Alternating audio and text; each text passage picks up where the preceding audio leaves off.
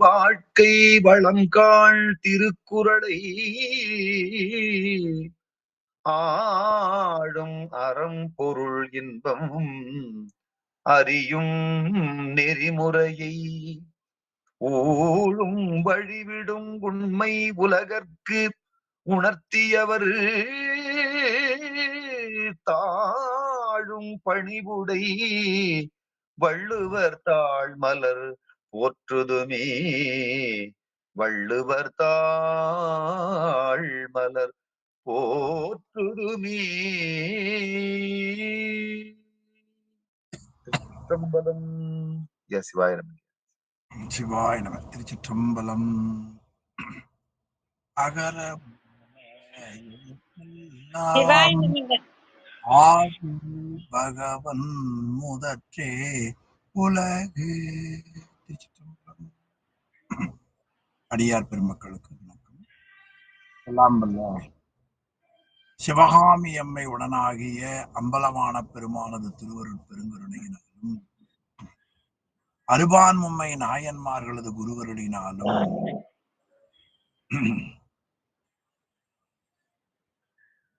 தெய்வ புலமை திருவள்ளுவனாயனார் அருளி செய்த திருக்குறளை சிந்திக்கக்கூடிய மிகப்பெரிய சிவபுண்ணியத்தை நாம் பெற்றிருக்கிறோம். அந்த புண்ணியத்தை கருணையோடு வழங்கியருடைய திருவருளையும்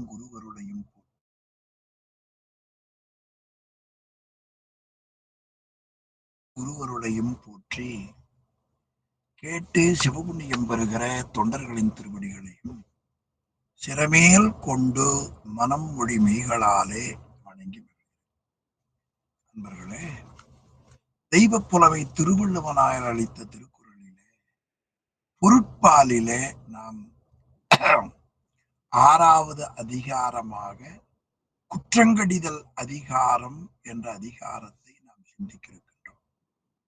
ஒரு மன்னனுக்கு நல்ல கல்வி வேண்டும். அதனால் மன்னனை பற்றிய தெளிவை இறைமாட்சி என்ற அதிகாரத்தில் அந்த மன்னன் கல்வி உடையவனானால் என்றால் ஏனையோர்களுக்கும் அந்த கல்வி கிடைக்கும். அதனால் மன்னனும் கல்வி பெற வேண்டும், மக்களும் கல்வி பெற வேண்டும் என்பதற்காக இறைமாட்சியை தொடர்ந்து கல்வி என்ற அதிகாரத்தை வைத்தார். அதைத் தொடர்ந்து கல்லாமையை என்பதை படிக்காமல் இருந்தால் கிடைக்கக்கூடிய விளைவுகளை எதிர்முகத்தால் காட்டினார் கல்லாமை. அடுத்த பகுதியில அந்த நல்ல நூல்களை கற்றவர்களிடத்துல கேள்வி இன்றியமையாமை என்பதற்காக அவர் கேள்வி என்ற ஒரு அதிகாரத்தை வைத்தார். அதன் பிறகுதான் அறிவுடைமை என்ற ஒரு அதிகாரம் அழகாக காட்டுகிறார். அறிவுடையவர்கள்தான் குற்றங்கடிதலை செய்ய முடியும்.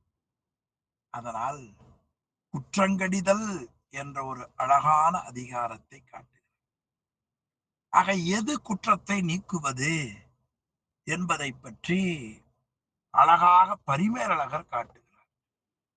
காமம், வெகுளி, கடும்பற்றுள்ளம், மானம், உவகை, மதம் ஆகியவைகள் குற்றங்கள் என்று போற்றப்படுகின்றன. அந்த குற்றத்தில காமம் என்று சொல்லக்கூடிய செயல்பாடுகள் நம்மை விட்டு ஒழிய வேண்டும். எனவே காமம், வெகுளி, கடும்பற்றுள்ளம், மானம், உவகை, மதம் இந்த 6 குற்றங்களையும் அரசன் நீக்கி அரசாட்சி புரிய வேண்டும். இவற்றை பகை வர்க்கம் என்று சொல்லுவார்கள். இந்த 6க்கு அரிஷ்ட வர்க்கம் என்று சொல்லுவது.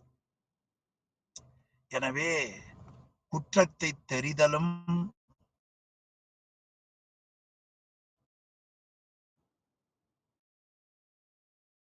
குற்றத்தை நீக்கி வாழ்வதும் அறிவுடையாருக்கு அல்லது கைவரப்படாது. எனவே அறிவுடைமைக்கு பிறகு இந்த அதிகாரத்தை ஆசிரியர் அழகுபட அமைத்திருப்பதை பார்க்கிறோம். முதல் குறள்ல காட்டுகிறார், செருக்கும் சினமும் சிறுமையும் இல்லார் பெருக்கம் பெருமித நீர்த்துன்னு காட்டினார். எனவே செல்வச் செருக்கும் கடும் கோபமும் சிறுமை பண்பும் இல்லாதவர்களுடைய வாழ்க்கை மேலும் மேலும் சிறக்கும் தன்மையுடையதாகும். எனவே செல்வச் செருக்கோ கடுங்கோபமோ சிறுமை பண்போ ஒரு மனிதனுக்கு வரக்கூடாது. அதனால் முதல்ல காட்டினார் செருக்கும் என்று காட்டினார். ஆக பெருக்கம் பெருமித நீர்த்தினார். பெருக்கமாவது செல்வம் பதவி புகழ் போல வாழ்க்கையிலே நன்மையானவைகளில் மேலும் மேலும் மேலும் அது வளருவனவாக அமையப்பெற்றன. எனவே அரசாழ்வோரிடத்திலே இல்லத்திலே இருக்கிற தலைவரிடத்திலே இந்த குற்றங்கள் மிக விரைவாக அமைவதற்கு வாய்ப்பு. எனவே அவற்றை நாம் நீக்க வேண்டும் என்பதாக இந்த திருப்பாடல் ரொம்ப அழகாக நமக்கு காட்டியிருப்பதை பார்க்கிறோம். எனவே சினம் முன்பகை குரோதத்தால் வரும். சிறியவர்கள் செய்வன செய்யக்கூடிய நிலையிலே இருந்து உலகியல் விருப்பத்தின் காரணமாக கள்ளும் வேட்டையும் ஆகியவற்றை செய்வார்கள். அதனால் இதை வடநூல் மக்கள் இந்திரிய வெற்றி இல்லாமை என்று கூறுவார்கள். எனவே இவைகள் சான்றோர்களால் கடிந்து ஒழுகப்பட்டன. அதனால் இந்த மூன்றும் இல்லாதவர்களுக்கு மிகுதியான ஆக்கம் வரும். செருக்கும் சினமும் சிறுமை ஆகிய மூன்றும் இல்லாதவர்களுக்கு ஆக்கம் வரும். ஆக மூன்றுக்கு ஒரு மேற்கோள் காட்டுகிறார் ஒரு ஆசிரியர். பிறர் மனை நயத்தலால் ராவணன் கெட்டான், வெகுளியால் கெட்டான் சனமேசன், நுகர்ச்சியால் கெட்டான் செச்சந்தன். எனவே இந்த மூன்றும் ஒரு மனிதனுக்கு ஆக்கத்தை தாராது. இந்த குற்றங்களை நாம் நீக்கி வாழ வேண்டும். எனவே தம்மிடம் தோன்றுகிற குற்றங்களை ஒருவர் முற்றாக நீக்கி வாழ வேண்டும் என்பதுதான் குற்றம் கடிதல் என்ற அதிகாரத்தின் பொருள். அதிலேயும் ஒரு இயக்கத்திற்கு தலைவராக இருப்பவர், வீட்டுக்கு தலைவராக இருப்பவர், நாட்டை ஆள்பவர்களுக்கு தன்னுண்டிடத்திலே தோன்றக்கூடிய குற்றங்களை நீக்குவது மிக இன்றியமையாதது.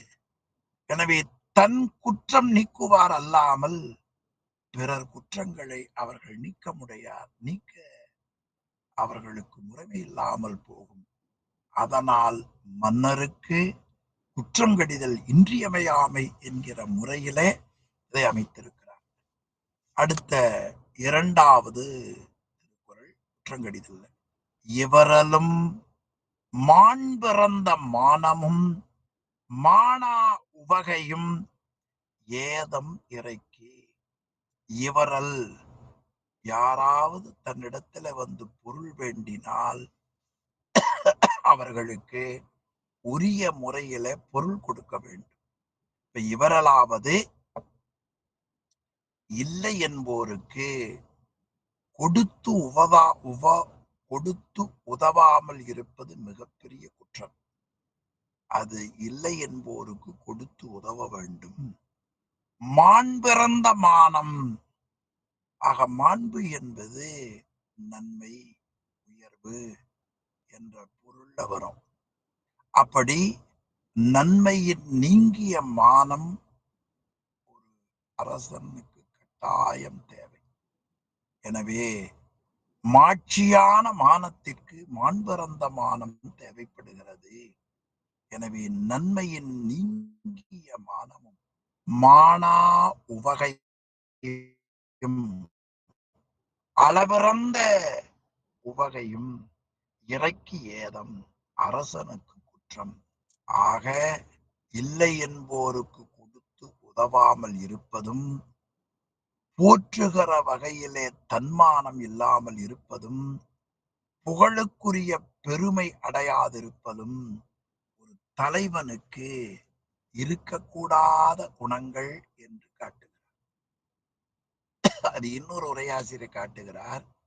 2வது குறள் கருத்தை, செலவு செய்ய வேண்டிய இடங்களிலே செலவு செய்யாமல் செல்வத்தின் மீது பற்று வைக்கும் கருமித்தனம் ஒருபோதும் பெருமை தராது.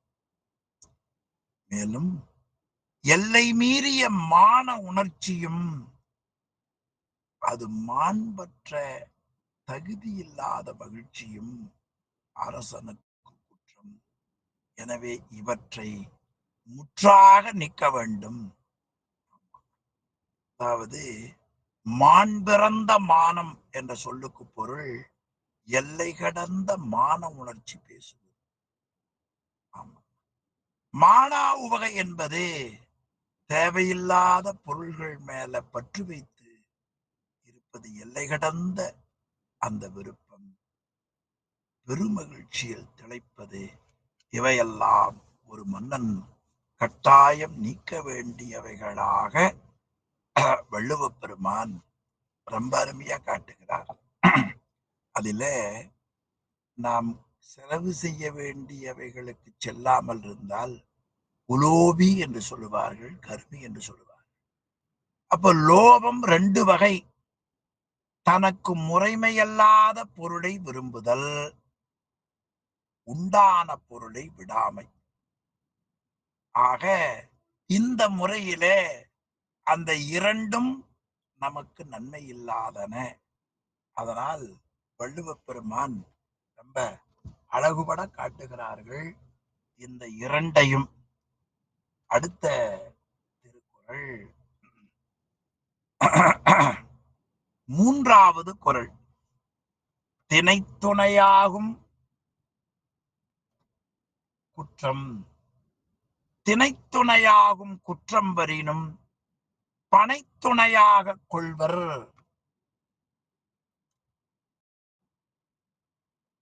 பனைத்துணையாக கொள்வர் பழி நாணுவர். ரொம்ப அழகா சொன்னார். பழி நாணுபவர் பழியை கண்டு அஞ்சுபவர்கள். நமக்கு வரக்கூடிய பழியை கண்டு அஞ்சுபவர்கள். பணி நாணுவர் திணைத்துணையாம் குற்றம் வரினும் பனைத்துணையாக கொள்வர். தன்னிடத்தில திணையின் அளவு குற்றம் வந்தாலும் கூட அதனை அவ்வளவாக கருதாமல் மிகப்பெரிய அளவில் நாம் இது போல தவறிழைத்து விட்டோமே என்று பழியை கண்டு அஞ்சுபவர்கள் இருப்பார்கள் என்று இந்த 3வது குறள்ல காட்டுகிறார். எனவே தனக்கு ஒரு குற்றம் சிறிதாக வருமானாலும் கூட அது மிகப்பெரியது என்று கருதி அந்த குற்றத்தை நீக்கி வாழ வேண்டும் என்கிற எண்ணமுடையவர்கள், பழிக்கு அஞ்சுபவர்கள் என்ற கருத்தால் திணைத்துணையாம் குற்றம் வரினும் பனைத்துணையாக கொள்வர் பழி நாணுவர் என்று காட்டுகிறார். எனவே தமக்கு வரும் பழி சொற்களுக்கு கண்டு அஞ்சக்கூடிய பண்பாளர்கள், குற்றத்தை கண்டு அஞ்சக்கூடிய பண்புடையவர்கள். திணை என்பது திணை பனை அளவை குறிப்பது. திணையளவு மிக மிகச் சிறிய ஒரு குற்றம் தமிழத்துல வந்தாலும் கூட அது சிறிதுதானே என்று கருதாமல் அதனுடைய பயனை கருதி இது போல இந்த குற்றங்கள் இனி வராதிருக்க வேண்டும் என்று எண்ணுவார்கள்.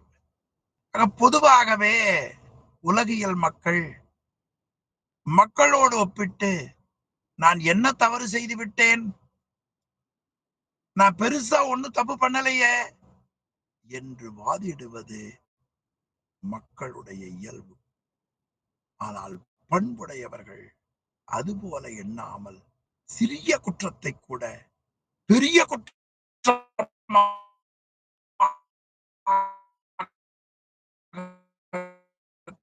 கருதி அதை இனிமேல் மாறாமல் செய்வார். இந்த சரியா கேட்க மாட்டேங்குதுங்க. பண்பு கட்டாயம் நமக்கு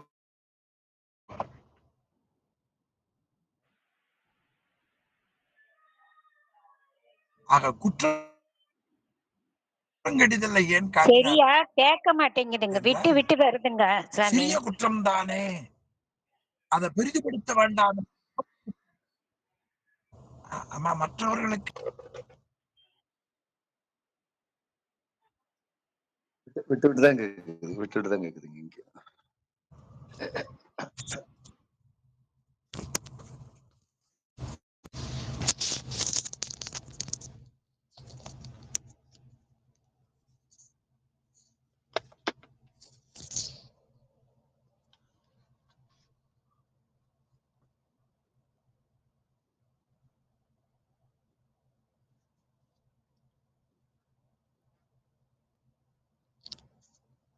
இப்ப நல்லா கேக்குதான்னு பாருங்க, தொடர்ந்து நடத்துறேன். ஆக திணையளவு குற்றம் தானே என்று கருதாமல் அது மிகப்பெரிய குற்றமாக வளர்ந்துவிடும் என்று கருத வேண்டும். அதனால்தான் திணையளவு பவர்ஃபுல்லா தான் இருக்கு.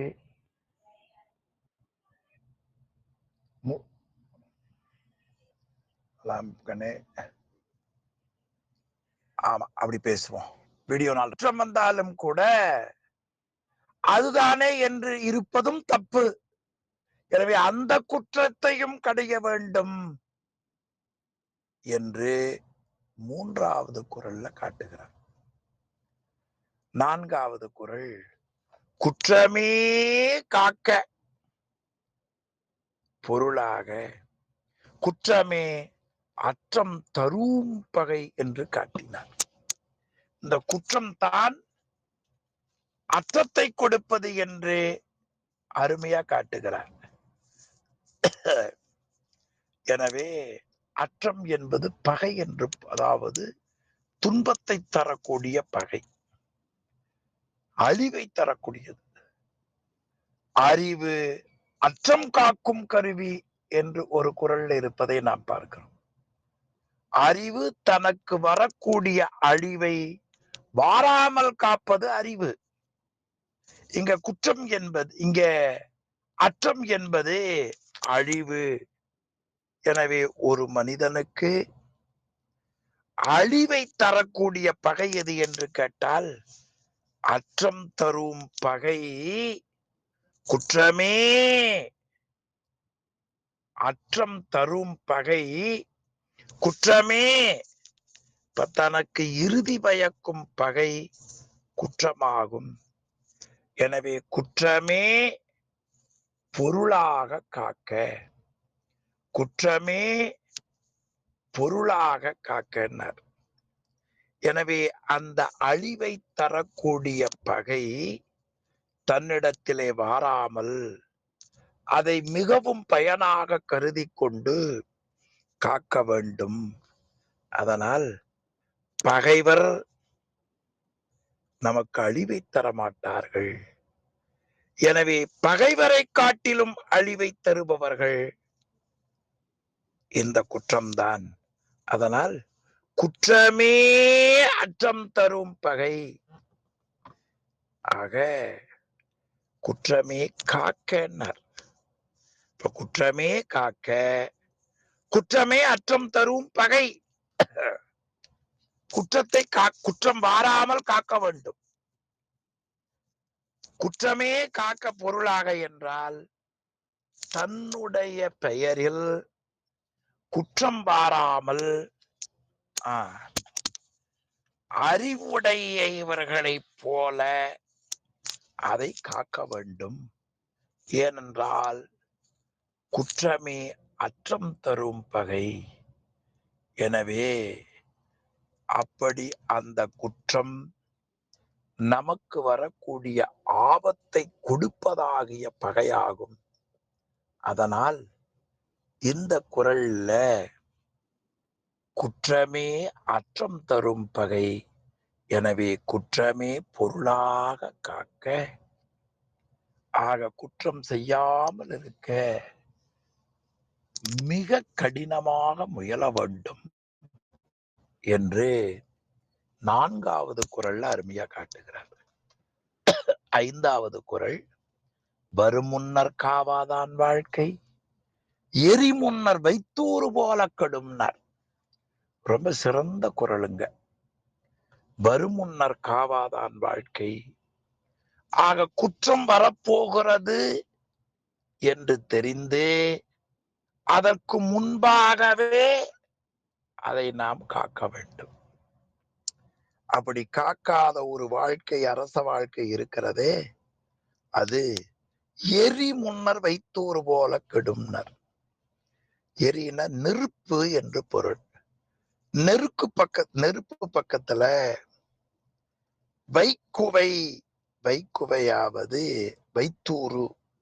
வைத்தூறு என்பது வைக்கோல் போர் என்று பெயர். வைத்தூறு வைக்கப்பில், இந்த நெல் அடிச்சதுக்கு அப்புறம் பில் இருக்குது பாருங்க, அந்த வைக்கப்பில் இருக்கிறதுலயே பொசு பொசு பொசுன்னு நெருப்பு பட்டுவிடும். அந்த நெருப்பு இந்த வைக்கோலும் பக்கம் பக்கம் வச்சா எப்படி போய்விடுமோ அது போல நாம் வரும் முன்னால் காப்பாதான் வாழ்க்கை எரி முன்னர் வைத்தூறு போல கடும் என்று காட்டினார்.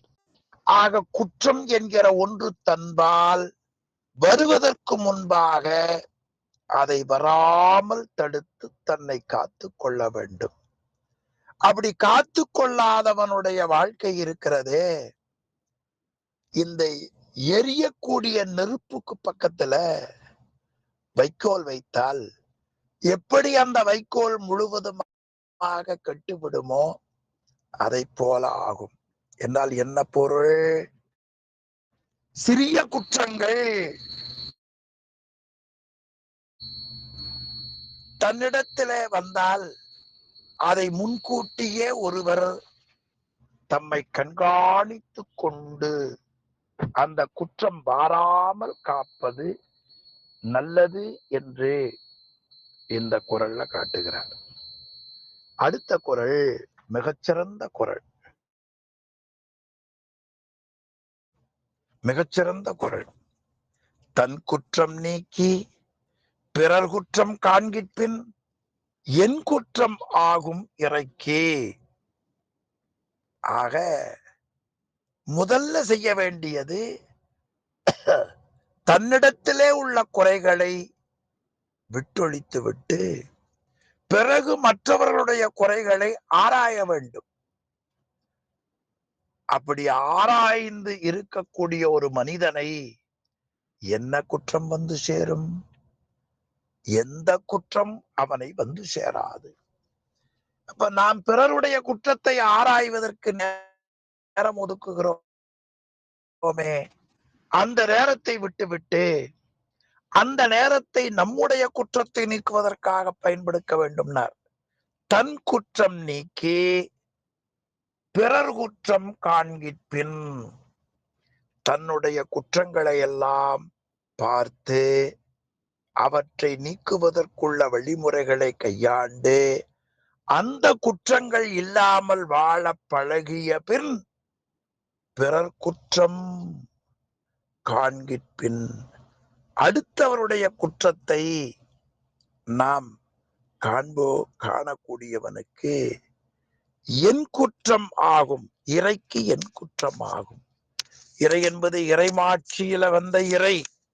இறை என்பது அரசனை குறிப்பது. எனவே அரசனுக்கு வர வேண்டிய குற்றம் யாது? தன் குற்றம் நீக்கி. ஆக இந்த குறள் முதல்ல ஒரு அரசனாக ஆளக்கூடியவன் தன்னுடைய குற்றத்தை கண்டு அதனை நீக்க வேண்டும். அதனாலதான் வள்ளுவ பெருமான் மாநிலம் காவலனாவான் மண்ணுயிர் காக்கும் காலை தாந்தனக்கிடையூறு தன்னால் தன் பரிசனத்தால் ஊனமுகு கள்வரால் பகைவர் தம்மால் ஆனபயம் ஐந்தும் நீத்து அரண்காப்பவன் என்று அமைச்சர் சேக்கிழார் வாக்கால் பார்க்கலாம். எனவே இறை என்பது மன்னனை குடிப்பது. எனவே ஒரு நாட்டை ஆளக்கூடியவன் தன்னுடைய குற்றங்களை கண்டு அதை நீக்கிவிட்டு பிறகு பிறரிடம் உள்ள குற்றங்களை கண்டு நீக்குவானேயானால் அந்த அரசனுடைய ஆட்சிக்கு எந்தவித குற்றமும் உண்டாகாது. ஆளக்கூடியவனே, பொறுப்பாயிருப்பவனே, முன்னிற்பவனே, குடும்ப தலைவனே குற்றமுடையவனானால் பிறர் குற்றம் நீக்கக்கூடிய ஆற்றல் அவனுக்கு வந்து சேராது.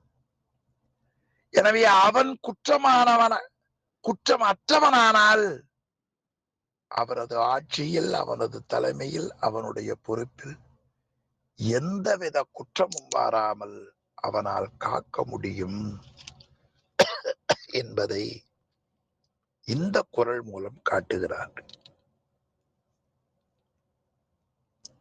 தன்னிடத்திலே இருக்கிற குற்றத்தை நீக்குதலே அன்றி பிறர்வால் இருக்கக்கூடிய குற்றத்தையும்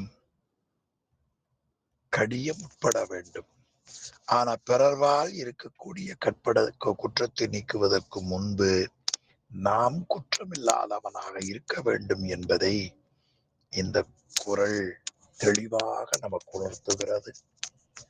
பழமொழி என்கிற நூல்ல ஒரு பாடல்ல தம் குற்றம் நீக்கலாராகி பிறர் குற்றம் எங்கேனும் தீர்த்தற்கு இடை புகுதல் என்று ஏனைய நூல்களிலேயும் நமக்கு இதில் அருமையாக நமக்கு காட்டுவதை பார்க்கிறோம்.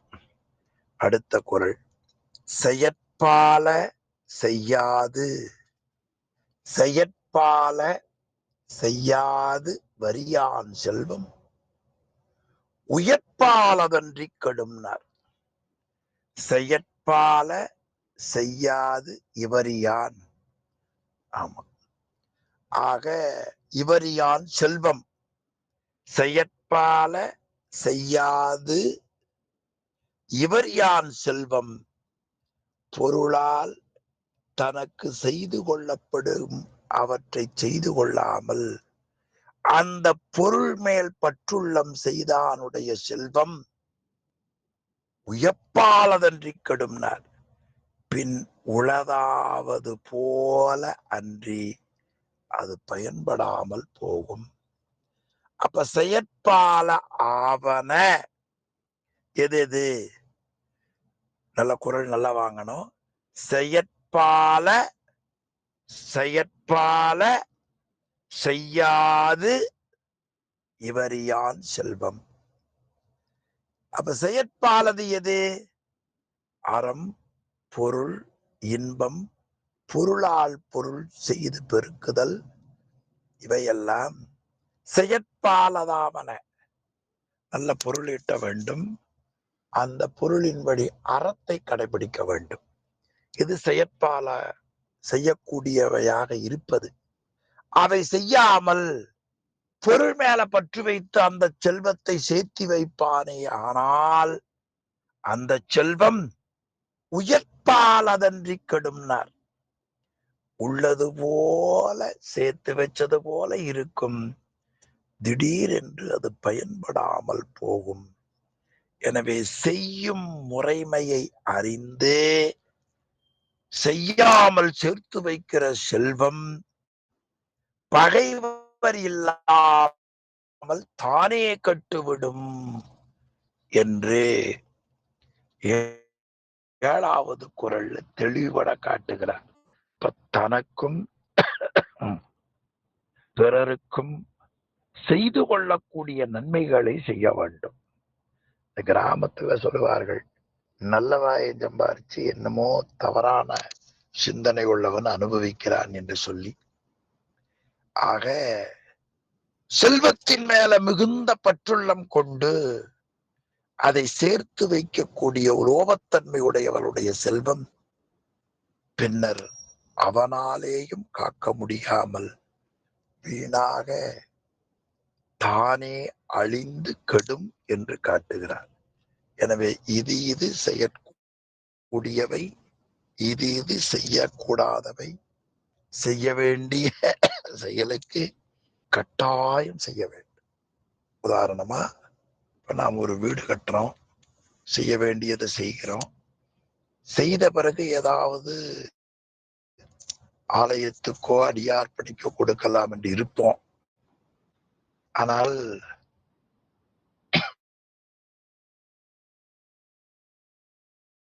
அப்ப நமக்கு இயலாமல் போய்விடும். அதனால முதல்ல செய்ய வேண்டியது ஆலய பணியும் அடியார் பணி இருக்கு. 2 லட்சம் வந்தா செய்யலாம் அப்படின்னு நினைப்பான். 2 லட்சம் வந்த பிறகு 4 லட்சம் வந்தா செய்யலாம்னு நினைப்பான். அந்த 4 லட்சம் காணாம போயிருங்கிறார். செயற்பால செய்யாது இவரியான் செல்வம் உயர்ப்பாலதன்றி கெடும்னார். உயர்ப்பாலது இருப்பது போல அது தானே கெட்டுவிடும் என்று 7வது குறள்ல போற்றுவதை பார்க்கிறோம். 8வது குறள், பற்றுள்ளம் என்னும் இவரன்மை எற்றுள்ளம் எண்ணப்படுவது ஒன்றன்று. பொருள்களிடத்தில ஆசை வைத்து பிறருக்கு உதவாமல் வாழக்கூடிய கஞ்சத்தனம் பற்றுள்ளம் என்னும் இவரன்மை எற்றுள்ளும் எந்த குற்றப்பட்டியலோடும் சேர்க்க முடியாமல் எண்ணப்படுவது ஒன்றன்று. குற்றப்பட்டியலேயே சேர்க்க முடியாத மிகப்பெரிய குற்றமாகும் என்று காட்டுகிறார். பற்றுள்ளம் என்னும் இவரன்மை, அதாவது பொருளை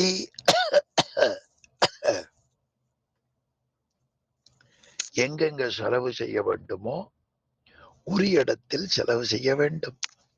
அப்படி செய்யாமல் அந்த செல்வத்தை சேமித்து சேமித்து சேமித்து சேமித்து வைக்க வேண்டும் இருக்கிற பற்றுள்ளம் இருக்கிறதே, அந்த பற்றுள்ளமாகிய கருமித்தனம், உலோபத்தனம் எற்றுள்ளும் எண்ணப்படுவதொன்றன்று. குற்றங்கள் என்று பல இருந்தாலும் அந்த தன்மைகளுக்குள் எல்லாவற்றுள்ளும் வைத்து எண்ணப்படுவது ஒன்று அன்று. ஆமா. ஆக உலோபமாகிய இவரலாகிய தன்மையாவது குணங்கள் எல்லாம் ஒன்றாக இருந்தாலும் கூட எல்லா குணங்களையும் கீழ்ப்படுத்தி அதை காட்டிலும் மேற்பட இருப்பது இவரல் தன்மை, இவரல் உலோபத்தன்மை. அது எற்றுள்ளும் எண்ணப்படுவது, எற்றுள்ளுமாவது எவற்றுள்ளும் என்று உரை செய்தி கொண்டனோம். ஆக எற்றுள்ளும், அதுக்கு இடையில ஒரு வானா போட்டுக்குங்க. எற்றுள்ளும் இருக்குது பாருங்க, ஒரு வகரத்தை சேர்த்துக்குங்க. எவற்றுள்ளும், அந்த வான இடைக்குறைன்னு பேர். ஆக எவற்றுள்ளும் எண்ணப்படுவது ஒன்றன்று என்று 8வது குறள்ல அழகுபட காட்டுகிறார். எனவே செல்வத்தை செலவிட வேண்டிய காரியங்களில் செலவிட வேண்டும். அதன் மேல அதிகமாக ஆசையை வைத்து உலோபத்தன்மையின் மூலமா கருமித்தனமும் மூலமா நாம் செய்யாமல் இருப்போமேயானால், அப்படி செய்யாமல் இருக்கிற உலோபத்தனமான கருமித்தனம் இருக்கிறதே, அது எந்த வகையான குற்றங்களுக்குள்ளும் ஒரு வரிசையிட்டு எண்ண முடியாது. ஆக குற்றங்களிலேயே மிகப்பெரிய குற்றம் செலவு செய்ய வேண்டிய இடத்தில் செய்யாமல் இருக்கிற குற்றம்தான். எனவே அந்த குற்றத்தை கடிக்க வேண்டும். பற்றுள்ளம் என்னும் இவரன்மை எற்றுள்ளும் ஒரு வகரம் போட்டுங்க, எவற்றுள்ளும் எண்ணப்படுவது அன்று. எனவே உலோபம் மிகப்பெரிய தீமையை கொடுக்கும் என்று 8வது குறள்ல காட்டுகிறார். 9வது குறள், வியவற்க எஞ்ஞான்றும் தன்னை நயவற்க நன்றி பயவாவினை மிக உயர்ந்த காட்டுகிறார்கள். வியவற்க எஞ்ஞான்றும், எந்த காலத்திலேயும் எந்த நேரத்திலேயும் தன்னை மிஞ்சியவர்கள் இல்லை என்று பெருமை கொள்ள வேண்டாம். எப்போதும் நன்றி பயவாவினை நயவற்க, நன்மை தராத தீய காரியங்களை செய்ய எப்பொழுதும் நினைக்காதே என்றார். ஆக 2ஆ பிரித்து கொள்ள வேண்டும். எஞ்ஞான்றும் தன்னை வியவற்க, நன்றி பயவாவினை நயவற்க. ஆக தான் இறப்ப உயர்ந்த ஞான்று மதத்தால் தன்னை நன்கு மதியாது ஒழிக. சாகர வரைக்கும் தன் பெருமையை பேசக்கூடாது. நன்றி பயவாவினை நயவற்க, தனக்கு நன்மை பயவாத வினைகளை மனதால் விரும்பாதே. ரொம்ப அழகான சொல்லாட்சி.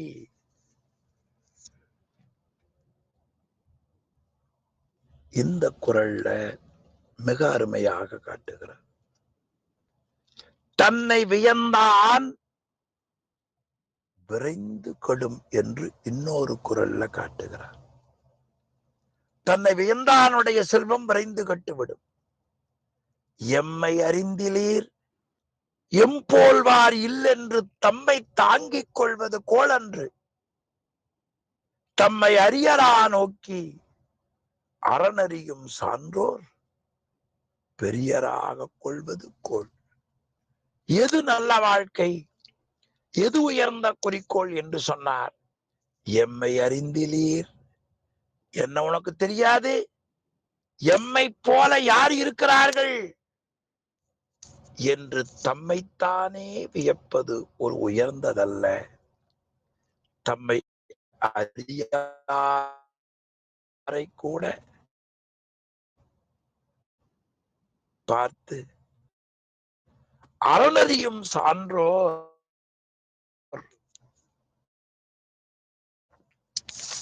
பெரியவராக கொள்வர் என்று நாலடியார்ல ஒரு அழகான தொடர் காட்டப்படுகிறது.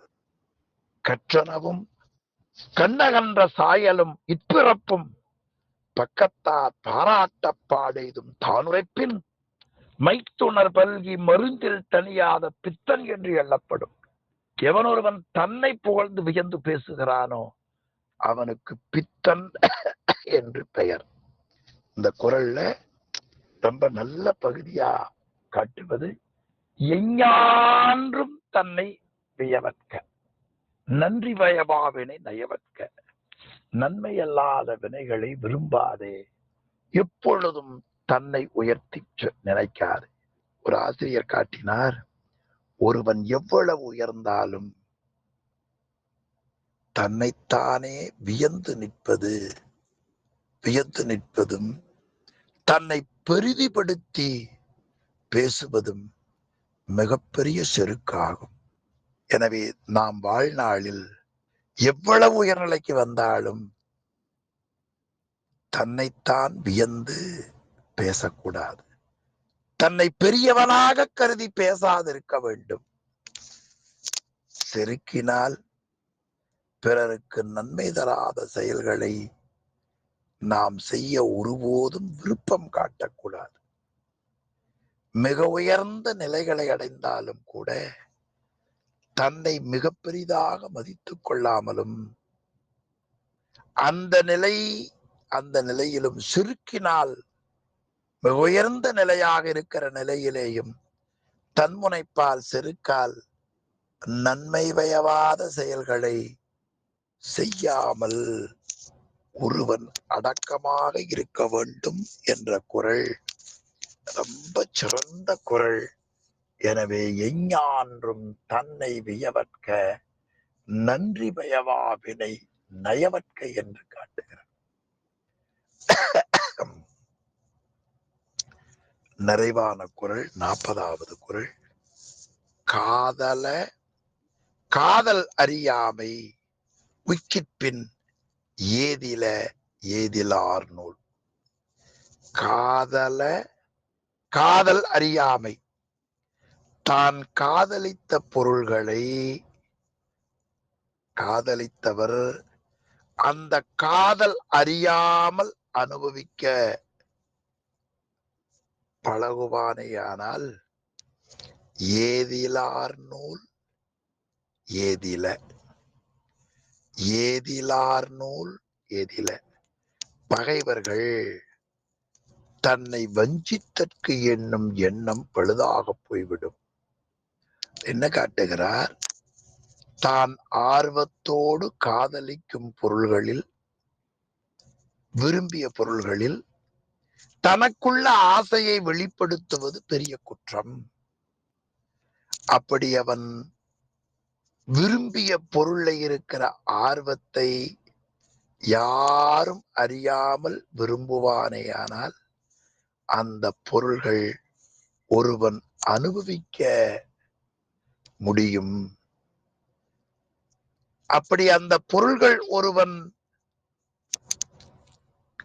விரும்பிய பொருள் மற்றவர்களுக்கு தெரியுமேயானால் பகைவர்கள் அவனை கொல்லுமாறு சிந்திக்கும் சூழ்ச்சிகள் அவனுக்கு வந்து சேரும். நீ யாருக்கும் தெரியாமல் அந்த காதலை, அந்த பொருளை அனுபவிப்பாயேயானால் பகைவர்கள் அந்த விருப்பத்தை அறிந்து செய்யக்கூடிய சூழ்ச்சிகள் பயனற்று போகும். ஆக ஒருவனுக்கு எதில் ஆசை உள்ளது என அறிந்து அவனை கொல்ல சதி செய்வார்கள். அப்படி சதி செய்வதற்கு ஆர்வ வெளிப்பாடு வழிவகுக்கும். அதனால் ஏதில ஏதிலார் நூல்,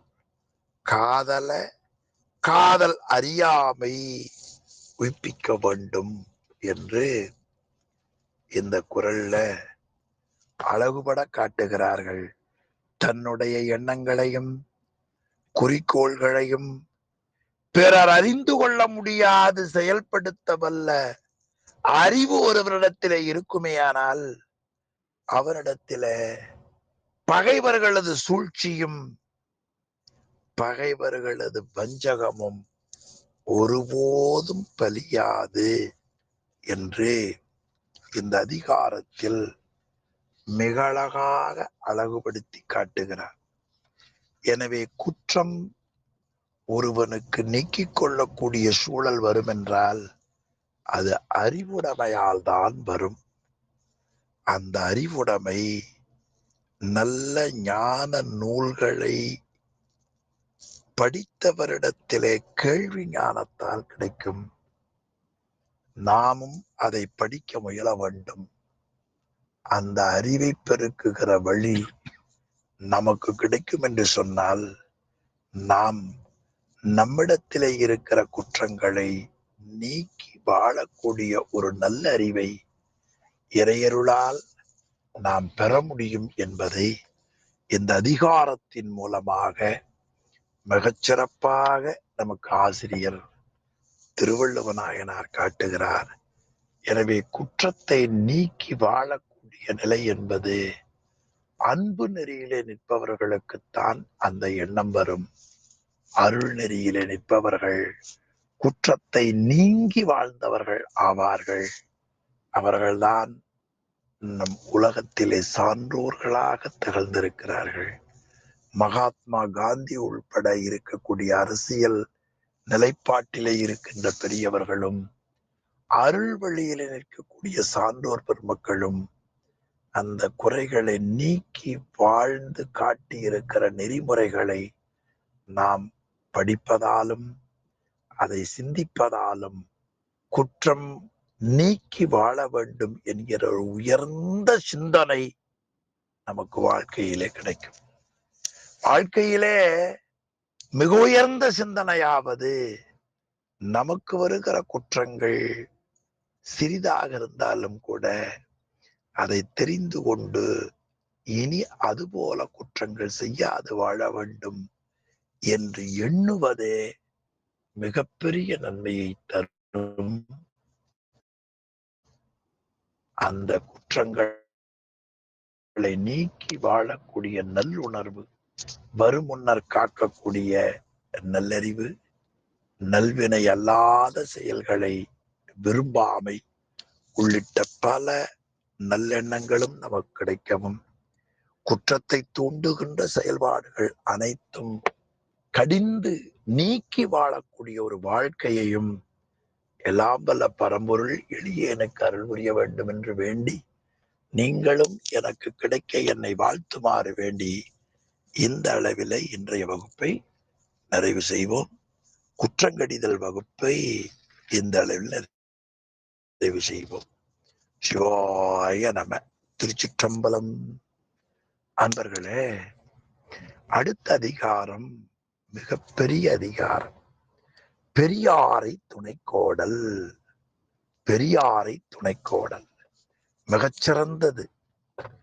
ஆக காமம், குரோதம், லோபம், மதம், ஆச்சரியம் என்று சொல்லப்பட்ட எல்லா குற்றங்களையும் நீக்கி வாழக்கூடியவன் தான் நல்லறிவுடையவன். அவனுக்குத்தான் பெரியோரை நாம் துணையாக வைத்துக் கொள்ள வேண்டும். முதிர்ந்த அறிவுடையவரை தம் வாழ்க்கையிலே துணையாக கொள்ள வேண்டும் என்கிற எண்ணம் வரும். இல்லைன்னா நாமே எல்லாம் கற்றுத் தெரிந்தவர்கள், நமக்கே எல்லாம் தெரியுமே என்ற எண்ணம் நம் எதிர்கால நன்மையான வாழ்க்கையை பாழடைத்து விடும்.